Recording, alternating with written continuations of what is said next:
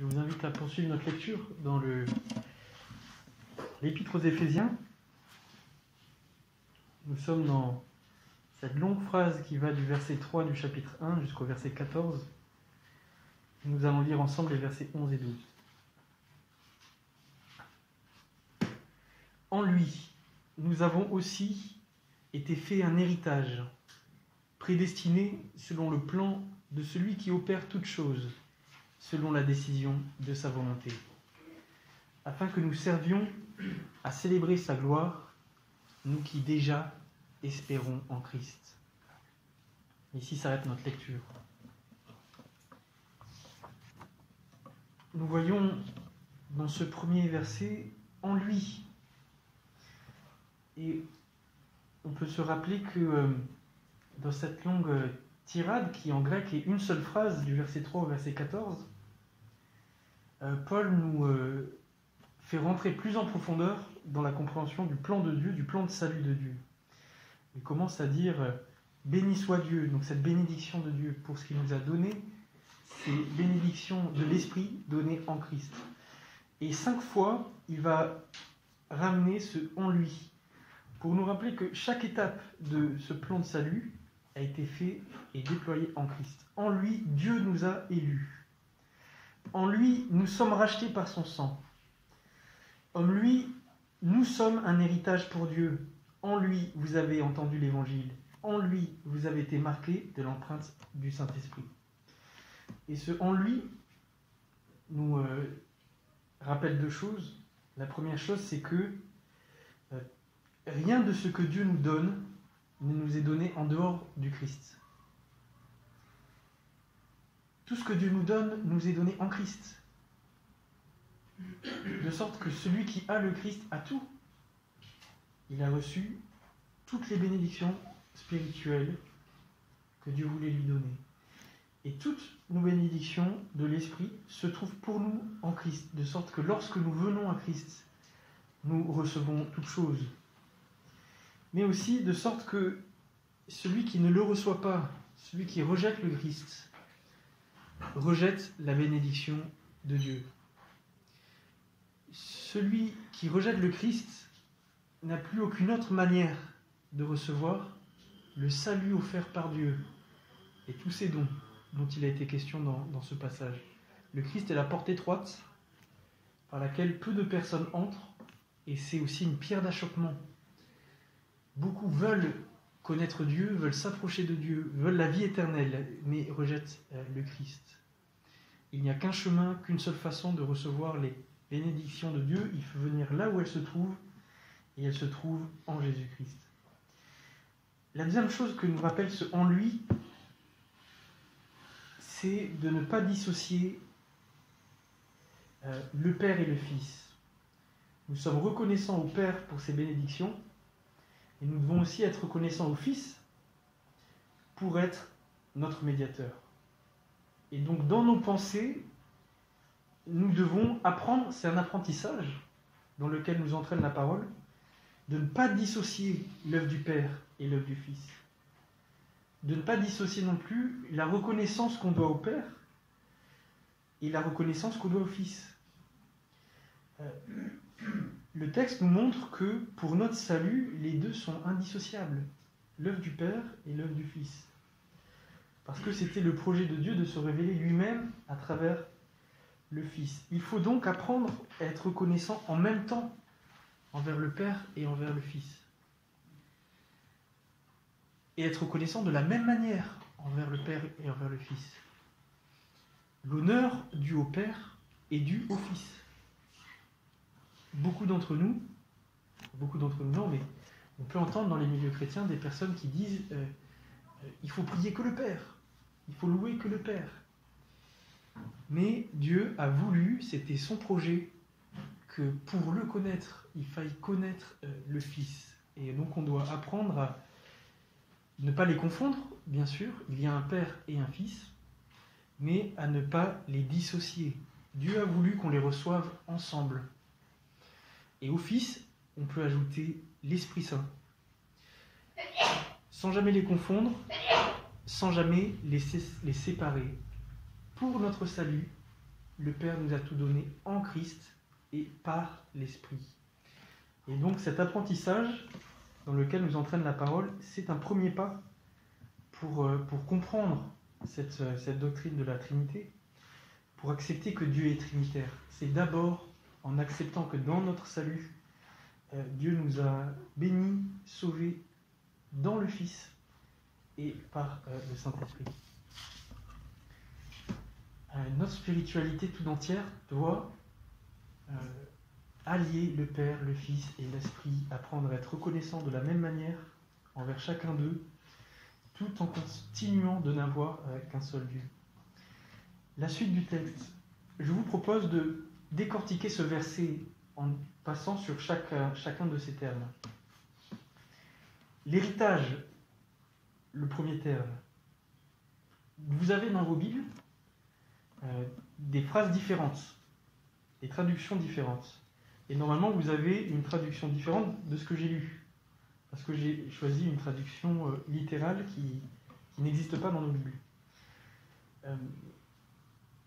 Je vais faire appel aux langues bibliques. Je fais ça exceptionnellement. Je ne le fais pas habituellement parce que la parole est claire en elle-même. Et c'est juste pour nous expliquer pourquoi on a différentes traductions. Dans l'original, il y a un seul mot, c'est un participe. Donc c'est un mot particulier, c'est un mot qui a un nom, qui inclut aussi un sujet, qui a un temps, comme un verbe, et qui a la voix active ou passive. Et donc ici, il est au passé, à l'aoriste et à la voix passive. Et donc c'est un seul mot, mais qu'en français, on est obligé de traduire par une phrase. Et donc en fonction de la manière dont on comprend ce mot, nos traductions portent une phrase différente. Ce qui explique le fait qu'on ait des traductions si différentes. Par exemple, Second 75 nous dit « Nous avons été mis à part », la Bible à la colombe. Et Second 21 dit « Nous avons été désignés comme héritiers ». Ça n'a rien à voir. Ce participe a une racine qui est proche du mot « héritage », mais ce mot a plusieurs déclinaisons. Ça peut être la propriété, ça peut être l'héritage. Cléronomia, c'est un féminin. On a cléros, qui est un masculin, qui est le gros lot, lorsqu'on tire au sort, qui peut aussi être l'héritage. On a des verbes différents, cléronome ou cléro, qui veulent dire, encore une fois, tirer au sort, ou hériter, qui peuvent vouloir dire recevoir quelque chose en partage, donc pas forcément dans une succession. Par exemple, je gagne quelque chose, et puis Sam gagne quelque chose, et puis Sam m'inclut dans son gain, et il dit bon, ben, on va partager. Donc je reçois en partage le gain de Sam. Merci Sam, c'est très gentil. Et donc à partir de ces possibles traductions, on a eu plusieurs traductions dans nos Bibles. Celle qui dit « Nous avons reçu un héritage », la seconde 21. Une qui va dire « Nous avons reçu un héritage en partage », donc nous sommes co-héritiers. La traduction de la NBS. Colossiens dit qu'on est co-héritier des saints. Et une traduction qu'on va garder, il a fait de nous un héritage, ou nous avons été fait un héritage, parce qu'il est à la voix passive, qui est la traduction de la Semeur. Et cette traduction nous renvoie au texte de l'Ancien Testament, de Deutéronome 9, verset 26 par exemple, qui appelle le peuple de Dieu l'héritage de Dieu. Seigneur éternel, ne détruis pas ton peuple, ton héritage. Deutéronome 9, verset 26.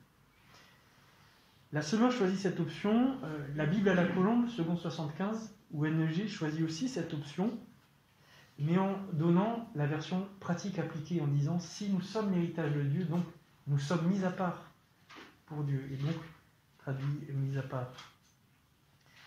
Et quelques farfelus dans l'histoire ont choisi de traduire nous avons touché le gros lot, en quelque sorte, en disant nous avons été comme tirés au sort. Donc, jackpot, on a été sauvés. Mais donc, la traduction que l'on garde, c'est celle de nous sommes l'héritage de Dieu. Parce que ça nous rappelle que ça nous montre l'importance de notre salut, oui, mais aussi le peu de rôle que nous avons eu. Si je suis l'héritier, je comprends que ce qui importe, c'est moi qui hérite. Si je suis l'héritage, je comprends que le centre, c'est Dieu. Nous sommes l'héritage acquis par Dieu. Nous n'avons pas été sauvés pour nous-mêmes, mais pour la gloire de Dieu. Et ce qui nous amène au terme suivant, la prédestination, prédestiné. Il a fait de nous un héritage prédestiné. Si la première partie du verset est difficile à traduire, ce n'est pas le cas de la seconde partie, qui elle est simple, claire, limpide. Les termes ne se comprennent que d'une manière. Le terme prédestiné n'a aucune ambiguïté. Ça veut dire ce que ça veut dire. Prédestiné. Établi par avance. Destiné d'avance. Et ce terme a fait couler beaucoup d'encre parce que c'est une réalité difficile à accepter que Dieu ait pu choisir que nous soyons sauvés par avance. Mais c'est une réalité biblique bien présente dans la parole. Pierre l'utilise, Paul aussi.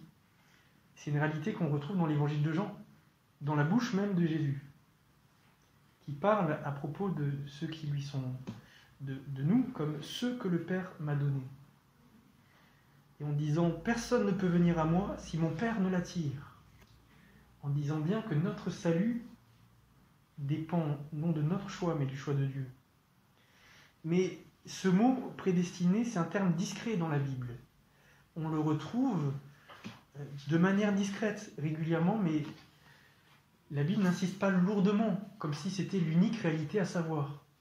Et souvent, dans nos milieux évangéliques, on trouve des personnes qui n'insistent que sur ça, comme si c'était l'unique chose à savoir.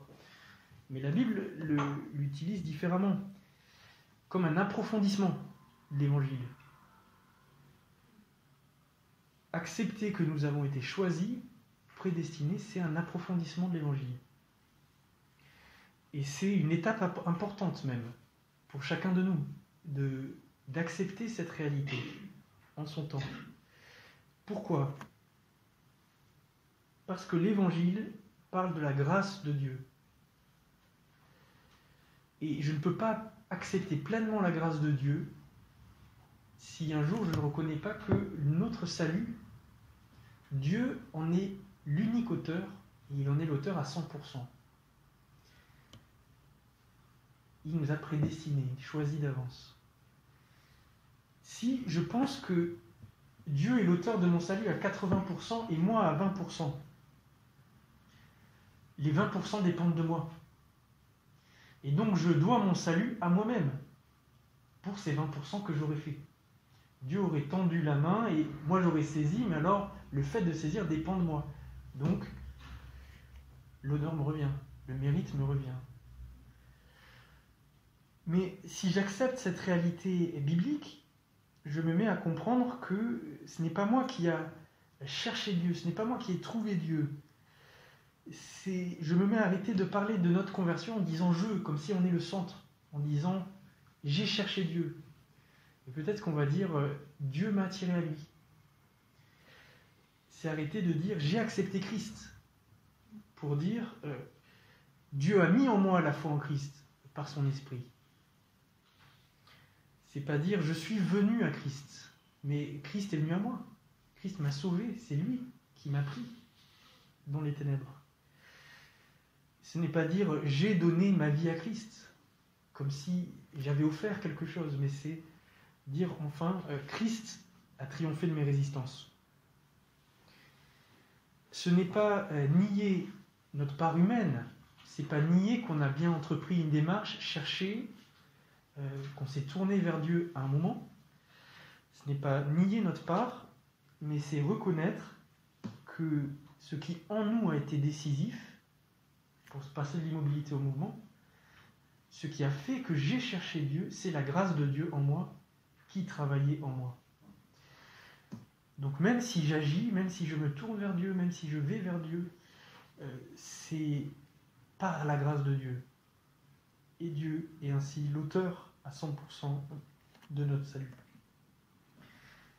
La suite du texte dit que Dieu est celui qui opère toute chose. C'est celui qui fait toutes choses.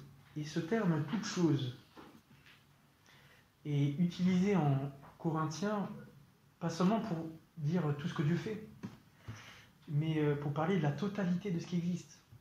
En lui ont été créées toutes choses qui sont dans les cieux et sur la terre. Colossiens 1, verset 16. Il est avant toute chose et toute chose subsiste en lui. Toute chose, c'est l'ensemble de ce qui existe. Il est écrit également, c'est de lui, par lui et pour lui que sont toutes choses. Romains 11, verset 36. Il est écrit aussi, toutes choses concourent au bien de ceux qui aiment Dieu, de ceux qui sont appelés selon son dessein. Mais voilà une autre chose difficile d'accepter, que Dieu a fait et fait toutes choses dans nos vies, autour de nous, aussi dans la société. Je ne veux pas aller plus loin sur ce sujet.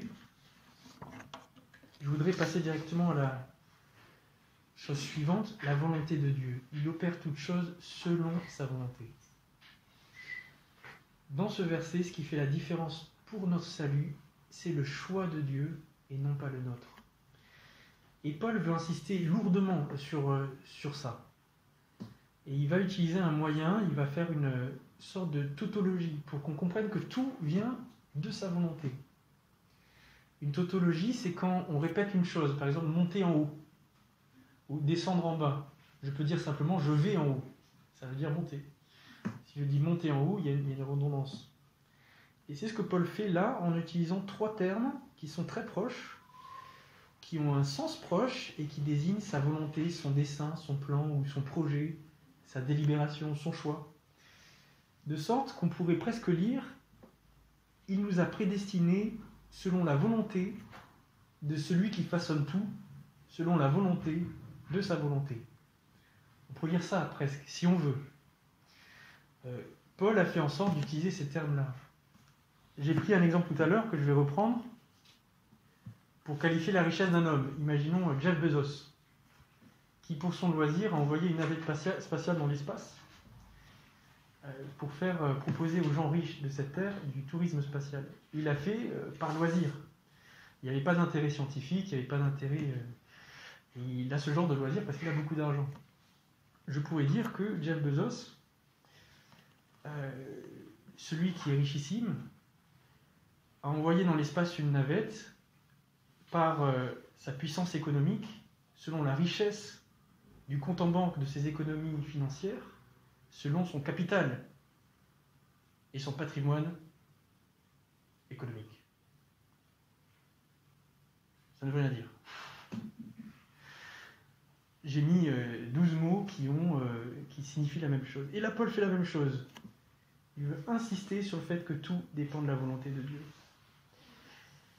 Et le plan, le projet, le dessein de Dieu, la délibération, parfois vous avez conseil. Et le terme conseil est utilisé dans la littérature pour des groupes de personnes, un sénat ou une assemblée qui vont délibérer ensemble. Et l'issue de leur délibération, leur choix, est éclairé par les avis des uns et des autres, de sorte que ce qui ressort, c'est un choix éclairé, une décision solide, mûrement réfléchie, quelque chose issu d'une sagesse collective qu'on appelle un conseil. Et c'est cela qui est désigné par le conseil de Dieu, quand vos traductions portent selon le conseil de sa volonté. Mais ça signifie la même chose, le choix, la délibération de Dieu. Combien ces trois termes sont proches. Et ces trois termes nous font réfléchir sur comment Dieu est. Parce que c'est impossible pour nous d'imaginer que Dieu prédestine toutes choses autour de nous, qu'il fasse toutes choses. On se dit, quel serait l'intérêt? Est-ce que Dieu a choisi qu'il y ait une voiture grise là, ce matin? Et est-ce qu'il a choisi que vous soyez disposés dans cette salle? On peut se dire, mais ce n'est pas cohérent, ce n'est pas rationnel, il y a un obstacle pour notre intelligence là. Et c'est plus simple de dire que Dieu a tout vu d'avance et qu'il est prescient. Dans Romains 8, verset 29, il est écrit « Ceux que Dieu a connus d'avance, il les a aussi prédestinés. » Donc l'un ne va pas à l'encontre de l'autre. Comment faisons-nous nos choix? Nos choix sont définis par des contraintes, par des besoins, par des attentes. Ils sont pour des raisons sociales. Ils répondent à certaines exigences. Ce que Paul est en train de nous dire là, c'est que Dieu ne choisit pas comme nous. Dieu n'est influencé dans ses choix que par sa volonté, par le conseil, la délibération de sa volonté. Nous sommes des créatures, on est influencé par des choses et on choisit selon des besoins, des attentes. Ce n'est pas le cas de Dieu. Dieu est avant toute chose, il est l'origine de toute chose, il façonne le monde et le monde ne le façonne pas. Il est incréé. Et donc pour notre intelligence, c'est un obstacle parce qu'on connaît l'expérience d'une créature. Et il faut que nous acceptions que Dieu n'est pas comme nous, il est incréé. Et donc, il façonne tout selon sa seule volonté. C'est une chose que nous devons accepter par la foi en ayant confiance que le Dieu dont nous parlent les Écritures est un Dieu bon et un Dieu dans lequel on peut mettre notre confiance.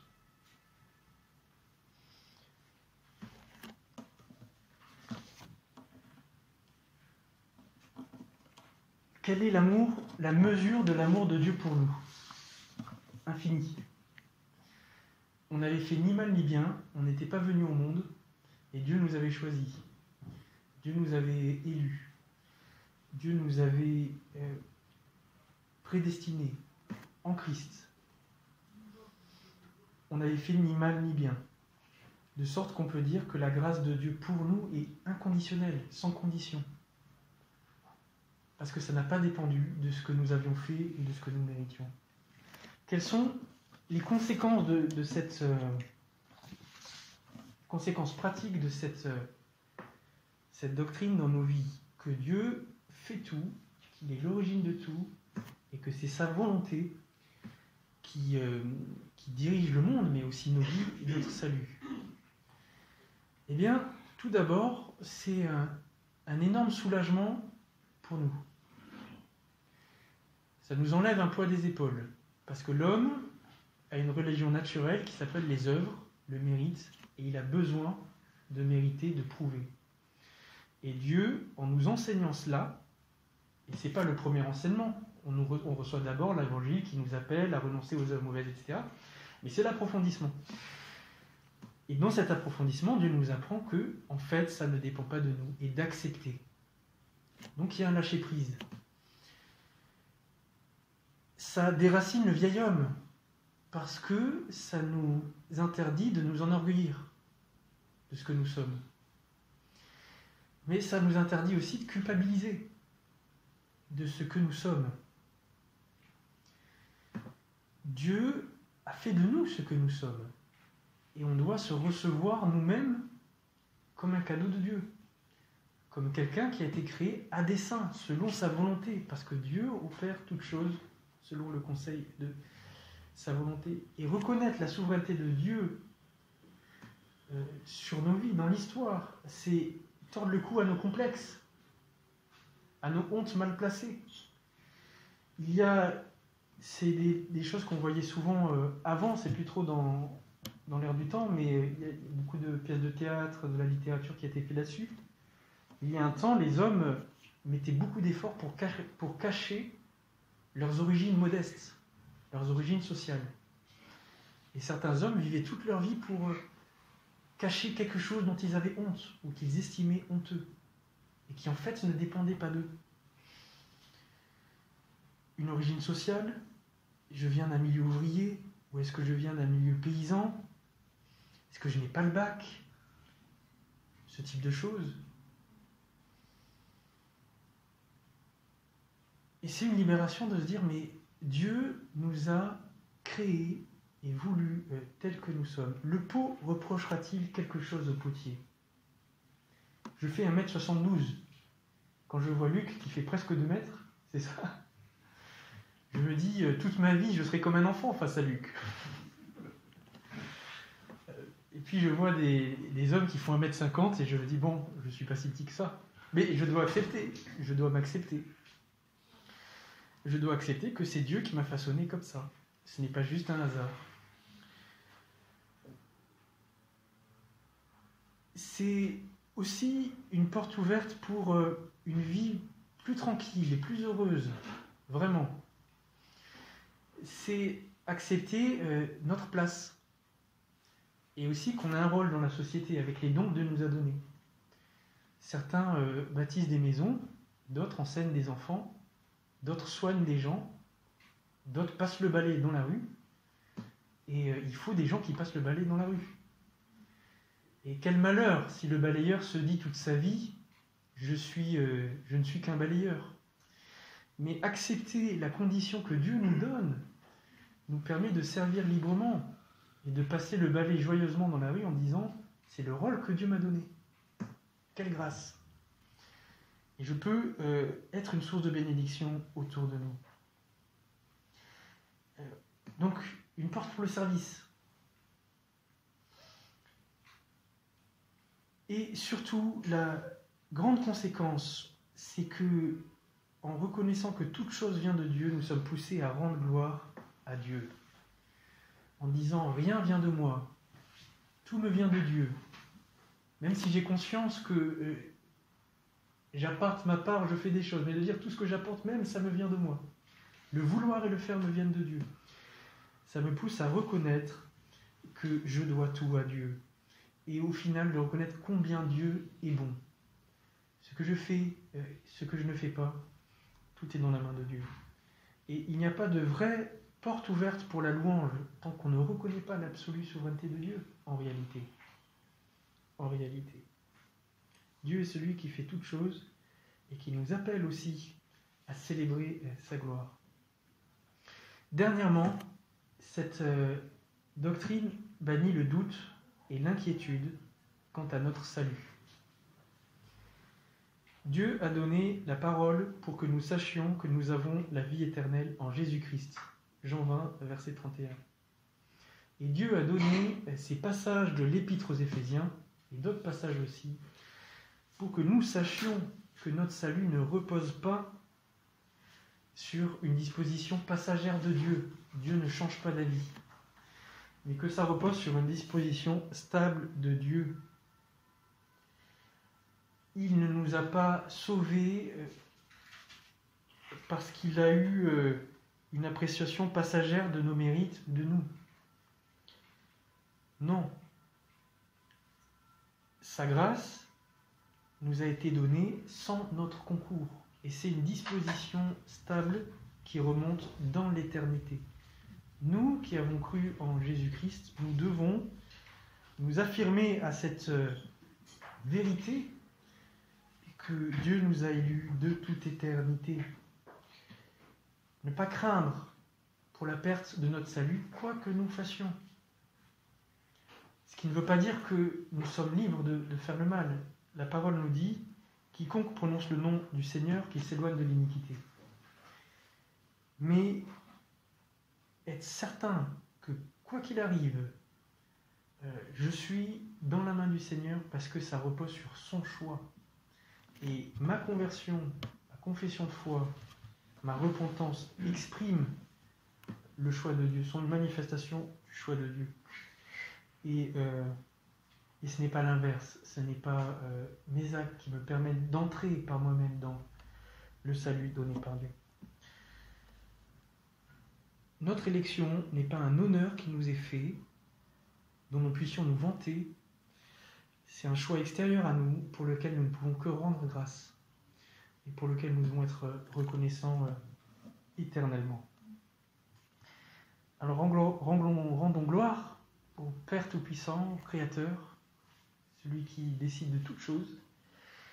Rendons gloire à son Fils Jésus-Christ, notre Sauveur, notre Seigneur, à l'Esprit Saint qu'il a mis dans notre cœur. Amen. Amen.